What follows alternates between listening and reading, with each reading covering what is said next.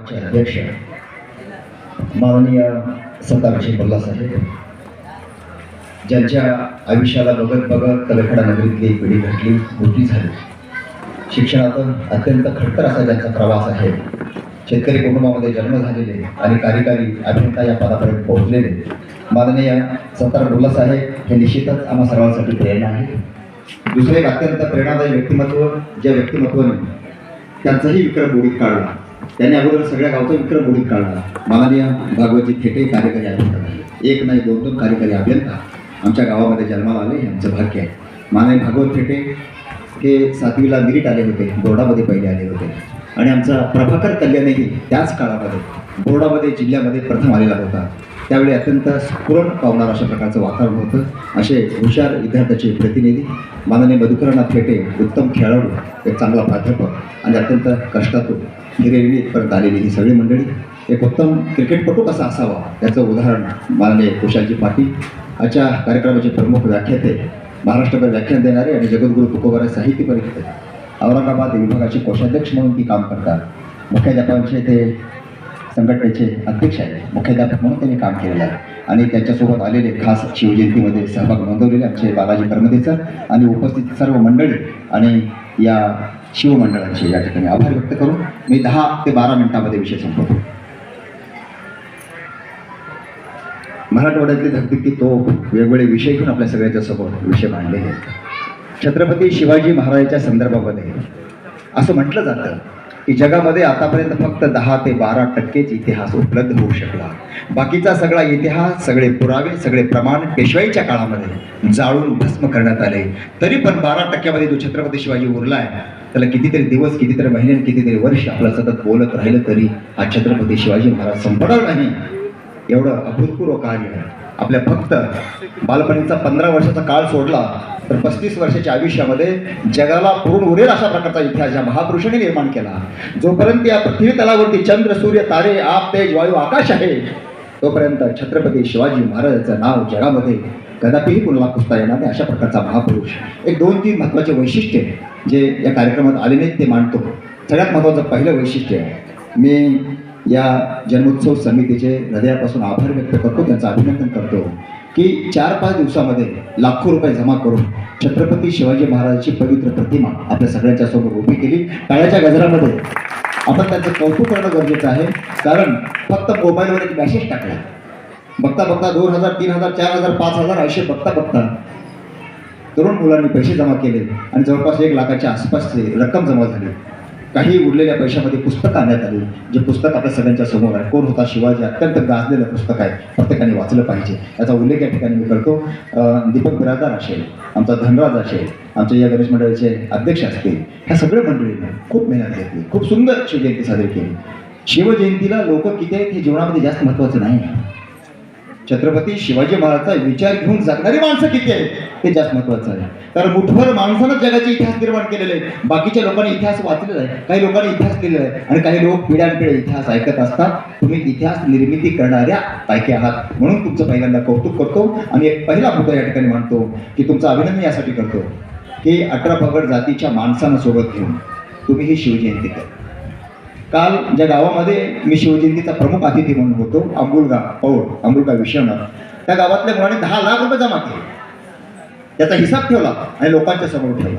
गेल्या 20 वर्षापासून त्या गावामध्ये शिवजयंती चालते. खूप चांगलं वाटलं. तो संदेश मी तुम्हाला या ठिकाणी देतोय, बरोबरच गावापर्यंत हा संदेश पोहोचते.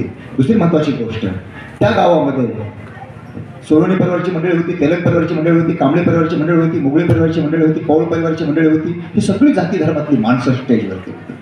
आज मला आनंद वाटतो की एक मुस्लिम समाजातल्या माणसाला आजच्या कार्यक्रमाचा तुम्ही अध्यक्ष केला आणि खऱ्या अर्थाने छत्रपती शिवाजी महाराजांच्या आत्म्याला तुम्ही शांती. आता ब्रह्मदेवी सरांनी सांगितलं की संपूर्ण देशामध्ये जाती धर्माच्या नावावरती माणसामध्ये दरार निर्माण करण्याची, माणसामध्ये एक विचित्र विकृत वातावरण निर्माण करण्याची चढाओढ देशामध्ये लागली आणि खरा इतिहास कोणीच समजून घेतलं नाही. ज्याने इतिहास लिहिला ते सगळे ब्राह्मण साहित्यकार होऊन गेले. त्यांनी विकृत पद्धतीचा देवधर्म आणि आपल्या गटाचं राज्य कसं निर्माण करता येईल अशा पद्धतीचा विकृत इतिहास लिहिला. आम्हाला ज्या गुरुजीने शिकवलं, भागवत सर तुम्हाला पण आणि माननीय सत्ताजी मधुकर यांना, कुशाल पाटील यांना पण काय शिकवलं, दादोजी कोंडदेव छत्रपती शिवाजी महाराजांचे गुरु होते. रामदास स्वामी छत्रपती शिवाजी महाराजचे गुरु होते. इतिहासामध्ये कुठेच दाखला नाही. संपूर्ण जगाच्या प्रमाणामध्ये पुराव्यामध्ये रामदास स्वामी गुरु असल्याचा कुठंच उल्लेख नाहीये. त्या उलट मामा देशमुखांनी कोर्टामध्ये केस टाकली होती आणि त्याच्यामध्ये तो रामदास स्वामी हा गुन्हेगार आहे कोर्टामधून सिद्ध झालेला आहे. कारण तो औरंगजेबाचा हेर होता हे कागदोपत्री सिद्ध केलेलं आहे, कोर्टाने मान्य केलेलं आहे. दादोजी गवंडी गुरु नव्हता, रामदास स्वामी गुरु नव्हते, खरे गुरु संत तुकाराम होते. पण कधीही आजपर्यंत आम्हाला सांगितलं गेलं नाही. हे आमचं दुर्दैव आहे. कारण कुणब्याची पिढी कुणब्याची पोरं वाचत नाहीत. बामणाने भटाने सांगितलेले ग्रंथ पोथ्या पुराण ऐकतात, तेच बोलतात, तेच सांगतात. तोच आमचा इतिहास झाला. हे विकृतीकरण संपवण्याचं काम मराठा सेवा संघाच्या माध्यमातून, छावेच्या माध्यमातून, जगद्गुरु तुकाराम साहित्य परिषदेच्या माध्यमातून महाराष्ट्रामध्ये देशभर केलं गेलं. त्याचा एक पुरावा मी आपल्या सगळ्यांचा समोर ठेवतोय की छत्रपती शिवाजी महाराजांची लढाई ही धर्माची लढाई होती. माणसामध्ये असलेल्या वाईट भावनेच्या विरोधातली लढाई होती. याचा पहिला पुरावा देतो, जो असा पुरावा जगामध्ये कुठं सापडत नाही. त्याचा पहिला पुरावा आहे की जीवाला जीव देणाऱ्या मदारी मेहतरची कबर छत्रपती शिवाजी महाराजांनी आपल्या सिंहासनापेक्षा उंचीवर बांधली. त्यांनी स्वतः जाऊन पाहिलेलं आहे 3 वेळा. जीवाला जीव देणाऱ्या मदारी मेहतरची कबर सिंहासनापेक्षा उंचीवरती. मावळ्याने विचारलं, सिंहासनापेक्षा उंचीवरती मदारी मेहतरची कबर का? छत्रपती शिवरायाने सांगितलं की अरे जीवाला जीव देणारे हे मावळे या देशामध्ये, या मातीमध्ये तयार झाले म्हणून हे सिंहासन मिळालं. म्हणून छत्रपती शिवाजी राजा झाला आणि त्यांच्या बळावरती मी राज्य करतोय. तो त्या सगळ्यांचा प्रतिनिधी आहे. आणि उठता बसता खाता पिता मला मदारी मेहतर दिसला पाहिजे, त्या रूपाने माझे मावळे दिसले पाहिजेत आणि माझे पाय सतत जमिनीवर राहिले पाहिजेत याची जाणीव मला व्हावी म्हणून मदारी मेहतरची कबर सिंहासनापेक्षा उंचीवरती रायगडावरती बांधण्यात आली. हे एक उदाहरण झालं. दुसरं उदाहरण, माणूस मेल्यानंतर माणसाचं वैर संपायला पाहिजे हा संदेश सगळ्यात पहिल्यांदा महाभारतातून, रामायणातून आणि छत्रपती शिवाजी महाराजांच्या जीवनचरित्रातून जगापर्यंत पोहोचतो. त्याचं कारण असं आहे, जीव घेतो म्हणून भर दरबारामध्ये विडा उतरून आलेला अफजल खान याची कबर प्रतापगडाच्या पायथ्याला बांधली. याच्या पलीकडचं सांगतो, त्याच्या दिवाबत्तीची सोय केली. आजही सातारा, सांगली आणि कोल्हापूरचे तरुण पोरं मशाली घेऊन जातात आणि तिथं रात्री दिवाबत्ती करतात. कुठं भेद आहे? कुठं मुसलमान, कुठं हिंदू, कुठं जैन, कुठं शीख, कुठं ईसाई, कुठं पारसी, हा सगळा भेद छत्रपती शिवाजी महाराज मिटून टाकला. मेल्यानंतर सुद्धा शत्रूची कबर बांधणारा जगाच्या इतिहासात मला सिकंदर सापडत नाही, नेपोलियन बोनापार्ट सापडत नाही, जुलियस सीझर सापडत नाही, जॉर्ज वॉशिंग्टन सापडत नाही, कोणीच सापडत नाही. हे जगामधलं एकमेव पहिलं उदाहरण आहे. असा आदर्श राजा जगाच्या पाठीवरती झाला. याचा गौरव आम्हाला तुम्हाला वाटायला पाहिजे. हा खरा खरा इतिहास आहे. दुसरी गोष्ट मी आपल्या सगळ्यांना समोर सांगतो, ज्या गोष्टी आपल्याला माहित नाही त्याच गोष्टी मी आपल्या सगळ्यांना सांगतोय. आमचं गावचं दुर्दैव आहे पण आता सुदैव आहे की खूप छान प्रतिमा आमच्या समोर या मुलाने आणलेली आहे. आपल्या गावामध्ये छत्रपती शिवाजी महाराजांचा पुतळा नाही. आजच्या या शिवजयंतीमध्ये आपण सगळेजण संकल्प करूया की संपूर्ण जगाला आदर्श असलेल्या या छत्रपती शिवाजी महाराजांची कुठेतरी एका चौकामध्ये छान पुतळा आपण सगळ्यांनी गावातून उभा केला गेला पाहिजे. नाहीतर आपल्यापेक्षा ते आफ्रिकेचे लोक बरे महान आहेत. मी ही उदाहरण मुद्दाम देतोय. शेकडो पुस्तकं वाचल्यानंतर एखादं उदाहरण आपल्याला सापडतं. मित्रांनो, संपूर्ण जगाच्या इतिहासामध्ये गुलामगिरीची पद्धत बंद करणारा एकही राजा जन्माला आला नाही. फक्त तो राजा जन्माला आला तो शिवनेरी किल्ल्यावरती. या माणसाने आज्ञापत्रामध्ये लिहिलं, जो कोणी स्त्रीला विकेल, जो कोणी पुरुषाला विकेल, गुलामगिरीचा व्यवसाय करेल, माणसं विकण्याचा व्यवसाय करेल, त्याला मृत्यूदंड दिला जाईल. अशा प्रकारचा दंडक घालून त्यांनी परकीय लोकांशी व्यवहार केला. हे उदाहरण जगात कुठंच सापडत नाही. जेव्हा आफ्रिकन लोकांच्या वाचण्यामध्ये हे उदाहरण आलं तेव्हा आफ्रिकेतल्या लोकांनी छत्रपती शिवाजी महाराजांचे पुतळे चौकामध्ये आफ्रिका खंडामध्ये उभे केले. हे कुणालाच माहित नाही. त्या 2 देशाचं नाव सांगतो, 2 प्रांताचं नाव सांगतो. इथिओपिया नाव आहे आणि सोमालिया नावाच्या प्रांतामध्ये छत्रपती शिवाजी महाराजांचे पुतळे उभे केले. कोण उभे केले? घाम गाळणारा मजूर, शेतमजूर, कामगार, शेतकामगार अशा लोकांनी 1-1 रुपया घामाचा, रक्ताचा, अश्रूचा पैसा गोळा करून अत्यंत सुंदर असे पुतळे चौकामध्ये आफ्रिका खंडामध्ये उभे केले. आता 21वे शतक आहे. 21व्या शतकात इथं आपलं राज्य आहे आणि शिवाजी महाराजांचा पुतळा उभा टाकला आहे. हे किती दुर्दैवी आहे. तिथं कितीतरी वर्षापूर्वी तिथं पुतळा उभा करण्यात आलेला होता. आणि मित्रांनो, आम्हाला आता इथं सगळे स्पर्धा परीक्षेत आलेली मुलं आहेत. आम्हाला MPSCच्या परीक्षेमध्ये प्रश्न पडतो, आम्हाला IASच्या परीक्षेमध्ये प्रश्न पडतो. काय प्रश्न पडतो की सतीची चाल सगळ्यात पहिल्यांदा कोण बंद केली? आणि आम्ही उत्तर देतो राजाराम मोहन राय यांनी. आम्हाला 10 पैकी 10 मार्क मिळतात, 4 पैकी 4 मार्क मिळतात. दुर्दैव आहे, आम्ही खरा इतिहास वाचलाच नाही. आठवण करा, 1629 साली लखीराव जाधव त्यांच्या 3 मुलाची आणि त्यांच्या 41 कुटुंबातल्या माणसाची हत्या निजामाने केली. त्या दिवशी त्यांची धर्मपत्नी म्हाळसाही सती गेले नाही. हा भारताच्या 5000 वर्षाच्या इतिहासातला पहिला पुरावा आहे. दुसरा पुरावा आहे शहाजी महाराजांचा मृत्यू झाला 1664ला. राजमाता जिजाऊ सती जाव्यात म्हणून त्यावेळच्या भट ब्राह्मणांनी चिता रचली, पोथ्या पुराणाचे खोटे दाखले दिले, प्रमाण दिले, पुरावे दिले आणि स्त्रीनं सती जाणं कसं महत्वाचं आहे ते सांगितलं. परंतु संभाजी राजांनी विरोध केला, शिवाजी महाराजांनी विरोध केला. राष्ट्रमाता जिजाऊ सती गेल्या नाही. ती घटना आहे 1664ची. त्याच्यानंतर छत्रपती शिवाजी महाराजांचा 1680ला मृत्यू झाला. एक राणी वारली होती, 7 राण्यांपैकी एकही राणी सती गेली नाही. त्याच्यानंतरची दुसरी घटना आहे 1889 साली संभाजी राजांचा मृत्यू झाला. त्यानंतर येसूबाई सती गेल्या नाही, हा 4था पुरावा आहे. आणि त्याच्यानंतर 1754 साली छत्रपती राजारामाचा मृत्यू झाल्यानंतर ताराने हातामध्ये तलवार घेऊन मराठ्यांचं राज्य टिकवण्याचा प्रयत्न करत होत्या. मराठ्यांच्या बाया मरत नसतात, मरून गेल्यानंतर कुटुंबाचं रक्षण करण्यासाठी, समाजाचं आणि आपल्या सत्तेचं रक्षण करण्यासाठी हातामध्ये तलवार घेऊन लढतात. हा जाज्वल इतिहास आम्हाला का सांगितला गेला नाही? प्रचंड दुर्दैव आहे. मित्रहो, किती बोलावं किती बोलू नये, खूप मोठा इतिहास आहे. 5-10 मिनिट, तास 2 तास वेळ पुरत नाही. 7-7 दिवस 10 दिवस आपला विचाराचा सप्ताह चालू असायला पाहिजे. त्याच्याशिवाय आपल्याला खऱ्या अर्थानं हा विचार तुमच्यापर्यंत पोहोचवता येऊ शकत नाही. मित्रांनो, एक तुम्हाला कोणालाही माहिती नसलेलं पुस्तकामध्ये न आलेलं उदाहरण सांगतो. लंडनमध्ये एक दगडी स्तंभ आहे मुलासाहेब. त्या दगडी स्तंभावरती जगातल्या श्रेष्ठ राजाची नावं लिहिली आहे. पहिलं नाव आहे खाली जग जिंकण्यासाठी निघालेला अलेक्झांडर द ग्रेट, सिकंदर. दुसरा राजा आहे युरोपचा सम्राट नेपोलियन बोनापार्ट. तिसरा राजा आहे जॉर्ज वॉशिंग्टन, अमेरिकेचा राष्ट्राध्यक्ष जुलियस सीझर. आणि सगळ्यात पहिलं नाव त्या दगडी स्तंभावरती लंडनमध्ये आजही त्या चौकामध्ये हिंदवी स्वराज्याची स्थापना करणारा छत्रपती शिवाजी महाराज हे तिथल्या दगडी स्तंभावर लिहिलेलं नाव आहे. आमच्याकडे हा पुरावा आजपर्यंत आला नाही. किती मोठं दुर्दैव आहे. आणि म्हणून शिवजयंती का आणि कशासाठी 2-3 मुद्दे समोर ठेवतो. सगळ्यात पहिल्यांदा छत्रपती शिवाजी महाराजांचं जीवनचरित्र आपण विकत घेतलं पाहिजे. फुकट खाण्याची, फुकट बोलण्याची, फुकट कामं करण्याची सवय लागलेली माणसं पुस्तक वाचू शकत नाही. पैसे घेऊन आपण पुस्तक घेतली पाहिजे. सगळ्यात पहिल्यांदा छत्रपती शिवाजी महाराजांचं जीवनचरित्र आपण वाचलं पाहिजे, समजून घेतलं पाहिजे. त्यानंतर त्या मार्गावरून चालण्याचा आपण प्रयत्न केला पाहिजे. तरच खऱ्या अर्थाने शिवजयंती साजरी झाली. अन्यथा बाळ उडवले, पिठे बांधले, मुलावर उधळला, पूजा आरती केली, पाळणा घातला, आरत्या केल्या, डान्स केले, दालबी लावली, शिवाजी महाराजांचा जय म्हणत काही मावळे गटारीत पडलेले असतात, काही मावळे वरी पडलेले असतात, काही मावळे तिकडे पडलेले असतात, काही मावळे जेवायला गेलेले असतात. असं जर ओंगळ चित्र निर्माण होत असेल तर आकांक्षा जिजाऊ कशा आपल्या कार्यक्रमामध्ये येते. 7-8 जिजाऊ इकडे बसल्या होत्या बघ. नंतर कामापुढे निघून गेल्या. जिजाऊ आपल्या कार्यक्रमात येणार नाही, सावित्री आपल्या कार्यक्रमात येणार आहे. चांगलं चित्र जे आज तगरखेड्यामध्ये तगरखेडा नगरीनं दाखवून दिलं, सगळ्या जाती धर्माच्या लोकांना एकत्र घेऊन तुम्ही खूप सुंदर आणि छान अशा प्रकारे शिवजयंती साजरी केला.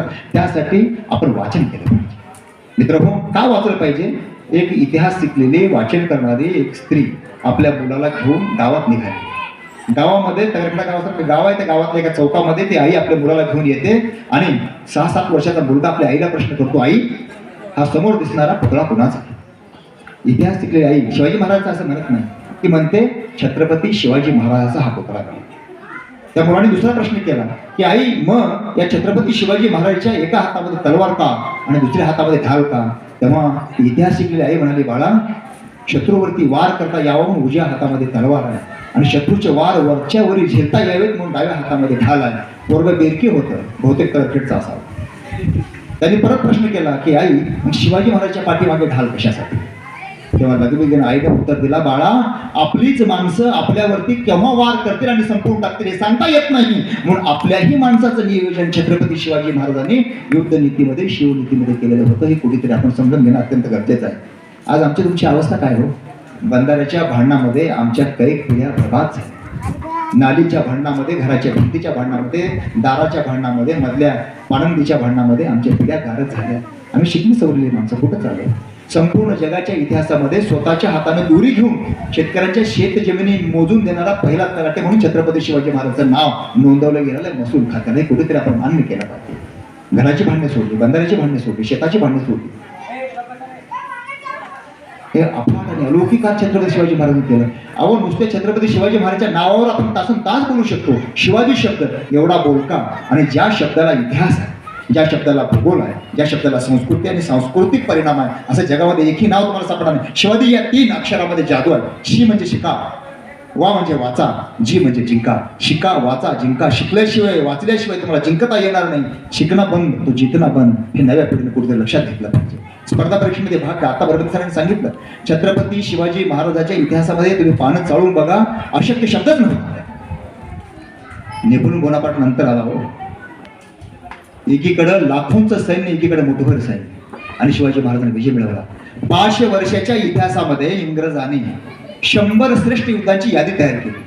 500 वर्षाच्या इतिहासामध्ये इंग्रजांनी 500 वर्षाच्या इतिहासातील 100 सर्वश्रेष्ठ युद्धांची यादी तयार केली. त्या सर्वश्रेष्ठ 100 युद्धामध्ये 3 युद्ध छत्रपती शिवाजी महाराजांचं आहे, आणि संपूर्ण जगाच्या इतिहासामध्ये 500 वर्षाच्या इतिहासामध्ये 100 सर्वश्रेष्ठ युद्धामध्ये जे 3 युद्ध आहेत, त्यातलं पहिलं जे युद्ध आहे ते अफजल खान वधाच्या युद्धाची नोंद करण्यात आलेली आहे. लाखोचं सैन्य आणि मुठभर सैन्य, तरी पण शिवाजी महाराजांनी विजय प्राप्त केला. आणि अफजल खानाचा जेव्हा कोथळा बाहेर काढला ना, आपल्याला माहिती आहे का किती वेळ लागला? फक्त आणि फक्त 2 मिनिटाचा वेळ लागला. 2 मिनिटाच्या वेळेमध्ये छत्रपती शिवाजी महाराजांनी अफजल खानचा कोथळा बाहेर काढला. आणि ते कोथळा बाहेर काढण्यासाठी रुस्तुम जमाम नावाच्या त्यांच्या वडिलांच्या मित्रांनी त्या वाघनक्या बघून दिलेल्या होत्या, ते छत्रपती शिवाजी महाराजांकडे पोहोचलेल्या होत्या. त्याच वाघनक्याने अफजल खानाचा त्याने वध केला, अफजल खानची हत्या केली. पण आपल्याला सगळ्यांना हे माहिती असणं अत्यंत गरजेचं आहे की या 2 मिनिटाच्या प्रत्यक्ष कृतीसाठी छत्रपती शिवाजी महाराजांनी 1 वर्ष रियाज केला होता. संभाजी कावजी अफजल खानासारखा दिसायचा, त्याला झपला घालून त्याच्या बगलत जायचं, त्याच्यावर कुस्ती करायचं, त्याच्यावर झटमटी करायच्या, मान पकडली तर काय करायचं याचं सुद्धा नियोजन शिवाजी महाराजांनी केलं होतं. आपले केस कट केले होते, हाताला लागणारे तेवढे बारीक केले होते. मायक्रो प्लॅन व्यवस्थापनाच्या जगातलं सगळ्यात सुंदर उदाहरण. आणि म्हणून मुलासाहेब 2 विश्व विद्यापीठामध्ये छत्रपती शिवाजी महाराजांचं व्यवस्थापन शिकवलं जातं. पाकिस्तानच्या इयत्ता 5वीच्या पुस्तकामध्ये छत्रपती शिवाजी महाराजांचं जीवनचरित्र आहे. भारतामधलंच नव्हे तर आशिया खंडातला सगळ्यात मोठा पहिला छापखाना छत्रपती शिवाजी महाराजांनी सुरू केला होता. मराठी भाषेतला पहिला शब्दकोश, एक 10,000 शब्दांचा शब्दकोश छत्रपती शिवाजी महाराजांनी तयार करून घेतला आणि त्याला राजभाषेचा दर्जा दिला. समाज सुधारणा केली आणि धर्म सुधारणा केली, कितीतरी प्रचंड मोठी कामं केली. किती इतिहास सापवले, किती इतिहास सापवले मित्रांनो. शिवराय शब्दाचा इतिहास तुम्हाला मी सांगत होतो. शिवराय छत्रपती शिवाजी महाराजांचा जन्म शिवनेरीवर झाला, मृत्यू रायगडावर झाला. शिवनेरीचे 2 शब्द म्हणजे शिव, रायगडाचे 2 शब्द म्हणजे राय. शिवराय शब्द तयार होतो म्हणजे शिवनेरीपासून ज्यांचा इतिहास सुरू होतो आणि रायगडापर्यंत ज्याच्या इतिहासाचा विस्तार होतो. या शिवनेरीच्या आणि रायगडाच्या या संपूर्ण इतिहासामध्ये जगातल्या सगळ्या इतिहासाची पानं येतात आणि निघून जातात. एवढं प्रचंड आणि अमाप कार्य छत्रपती शिवाजी महाराजांनी केलं. आणि म्हणून छत्रपती शिवाजी महाराज डोक्यावर घेऊन मिरवणूक काढण्याचे विषय, गुलाल उधळण्याचे विषय संपलेले आहेत. मराठा सेवा संघाचे संस्थापक अध्यक्ष आदरणीय पुरुषोत्तम खेडेकर असं म्हणतात की छत्रपती शिवाजी महाराज डोक्यामध्ये घेऊन जगण्याचे दिवस आता सुरू झालेले आहेत. आता परमते सर म्हणाले की बूट पालिश पासून तेल मालिश पर्यंत मिळेल ते काम आपण केलं पाहिजे. मुस्लिम समाजामध्ये हे केलं जातं म्हणून तो समाज हळूहळू समृद्ध होत चाललेला आहे. प्रत्येक क्षेत्रामध्ये त्यांच्या हाताला काम मिळायला लागलेलं आहे. हे आपण जर समजून घेतलं तर मला असं वाटतंय की आपल्या गावची या वर्षाची 392वी शिवजयंती खऱ्या अर्थानं साजरी झाली. अशा शब्दामध्ये आपण सगळेजण एवढ्या वेळेपासून या ठिकाणी थांबला आणि छत्रपती शिवाजी महाराजांचं आदर्श नेतृत्व, आदर्श दातृत्व, आदर्श वक्तृत्व 5 ते 10 मिनिटच बोलायचे शिवाजी महाराज. त्यांचं भातृत्व, आदर्श पुत्र, आदर्श राजा, आदर्श मित्र, आदर्श सखा, ह्या सगळ्या भूमिका छत्रपती शिवाजी महाराजांनी लिलाय केलेल्या होत्या. हा खूप मोठा इतिहास. अधिक वेळ घेणं इथे उचित नाही. आपल्या गावात लग्न आहे, आपल्या सगळ्या त्या ठिकाणी जायचे. आपल्या सगळ्यांचे अध्यक्षाच्या वतीनं आभार मानतो आणि कार्यक्रम संपला असे या ठिकाणी जाहीर करतो. धन्यवाद. जय शिवराय, जय हिंद. या